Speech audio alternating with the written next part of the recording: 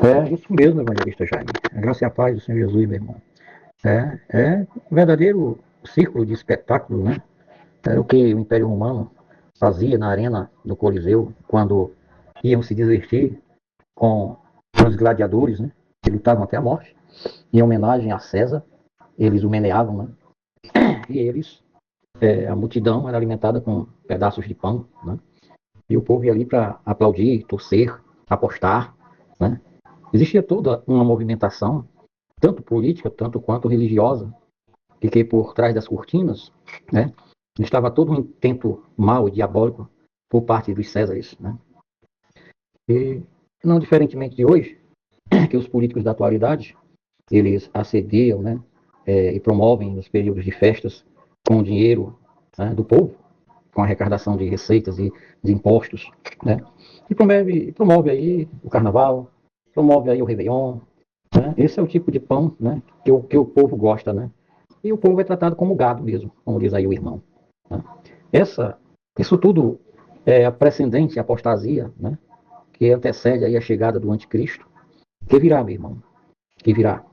O apóstolo Paulo diz que estas coisas não ocorreriam, né, sem que antes manifestasse o homem do pecado, o filho da perdição, né, que nós sabemos que é o anticristo, né, que virá com o seu tratado de paz, né, fazendo promessas eloquentes, envolventes, atraentes, né, para as massas, para os povos, para as nações da terra, e principalmente para Israel, né. Será liberado o culto, né, judaico, com as oferendas, as ofertas, né, e com os sacrifícios de animais, né, em nome de Deus. O judaísmo praticará, né, o judaísmo voltará àquela mesma prática como era ali nos dias do sacerdote levítico, né, como era ali nos dias do próprio Senhor Jesus Cristo. E então, meu irmão, Satanás haverá de atrair Israel, os demais povos e nações, né? Será estabelecida pelo diabo uma religião mundial, né? O ecumenismo estará em alta, né? Mas quando Satanás é, entrar no templo de Deus, sentar na cátedra sacerdotal, né, e lançar a palavra de Deus no chão e pisar sobre ela, então os israelitas abrirão, despertarão seus olhos e verão o quanto tempo eles perderam na história da humanidade por não terem recebido o Messias da promessa de Isaías. Conselheiro, Pai da eternidade, Príncipe da paz, longânimo, benigno, misericordioso. Tá? E então, eles haverão de aderir, de aceitar que Cristo Jesus já veio há séculos e há milênios. E cairão na real, e então eles se converterão, né, ao Evangelho de nosso Senhor e Salvador Jesus Cristo. Passará os céus, passará a terra, mas a minha palavra hão de serem cumpridas, disse Jesus. E então eles se converterão de fato. E aqueles 144 mil, os escolhidos de Deus, de Apocalipse capítulo 7, de Apocalipse capítulo 14, prefigurados naquela mulher de Apocalipse capítulo 12, que o grande dragão, né, fez perseguição a ela, e ela prefigura Israel. E Israel de Deus, né, é representado por aqueles 144 mil, serão escolhidos e protegidos por Deus, e para dar testemunho de que? Da palavra de Deus e do testemunho de Jesus. No entanto, muitos ainda, tanto judeus como gentios, ainda no período tribulacional, onde confessarem o nome de nosso Senhor e Salvador Jesus Cristo como o único e suficiente Salvador de suas vidas. Dentro dessa expectação, dentro desse teor de perseguição anticristã, né, ainda muitos hão de serem salvos.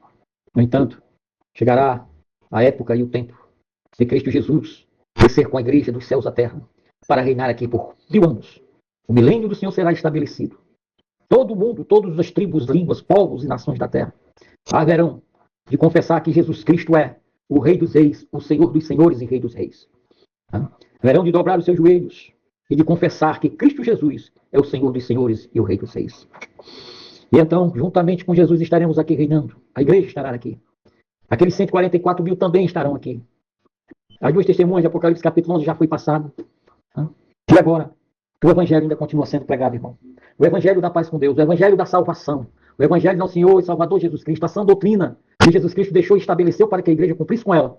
É algo que, nesse tempo de festas, de Copa do Mundo das igrejas, a maioria, muitos são chamados, poucos são os escolhidos, a maioria estão aí, atolados até o pescoço, pelo pecado da idolatria da Copa do Mundo de futebol, atolados até o pescoço, envolvidos até com festas juninas, né, que é um culto, uma adoração, uma veneração, um elogio, uma comemoração a Satanás. ao próprio diabo. Com seus manjares, com suas comidas típicas da cultura nordestina e de outras regiões do nosso país. É tempo de festas juninas também. Né? O carnaval, a festa da carne, né? O falso Natal. Né? E tanta coisa, meu irmão, envolvida nisso aí, né? Que as igrejas estão envolvidas e cada dia mais estão se envolvendo cada vez mais. Essa é a verdade, essa é a realidade, essa é a apostasia que está precedendo a vinda do anticristo. Né? O anticristo está aí, batendo a porta. Muitos já foram os tipos de anticristos que se manifestaram sobre a história da humanidade.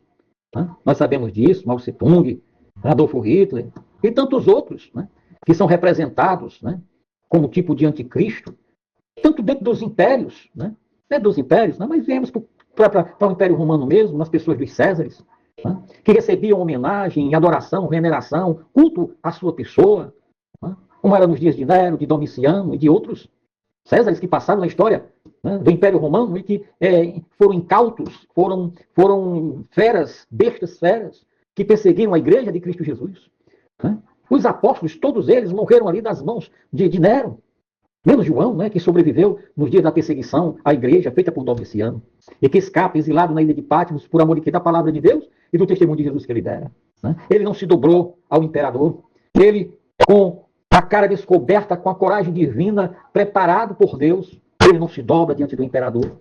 Levam ele para uma caldeira de azeite fervente e manda que aquecesse mais e mais aquela caldeira e jogam ele dentro daquele azeite fervente. E nada lhe acontece, nem um fio dos seus cabelos, nem a sua pele. Sai dali ileso pelo milagre de Deus, por providência de Deus. E, no entanto, mandam ele a ser exilado na ilha de Patmos, no mar Egeu, por amor da palavra de Deus e do testemunho que ele dera de Jesus. De não adorar ídolos. É o que a igreja está aí fazendo, se prostrando aos ídolos do futebol.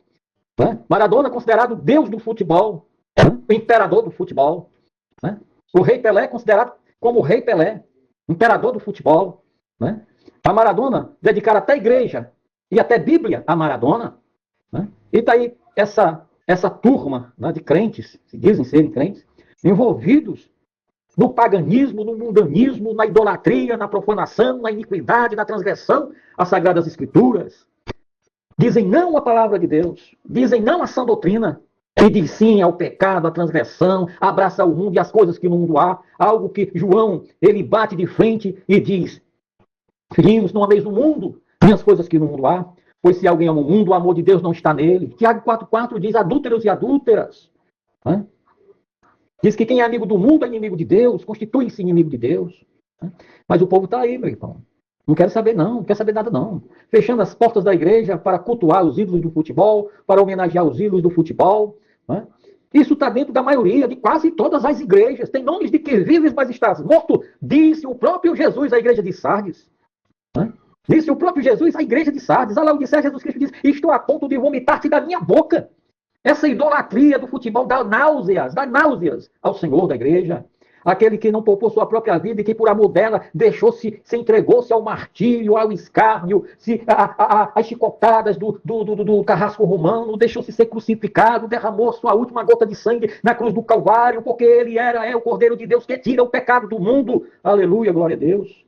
Ele é o Cordeiro de Deus que tira o pecado do mundo. Ele é aquele que esteve morto, mas reviveu. Ele agora virá como o Rei dos Reis, Senhor dos Senhores. Ele virá para julgar a todos os povos da terra, grandes e pequenos, ricos e pobres. Ele virá como juiz, como julgador, com a sua reta e justa justiça.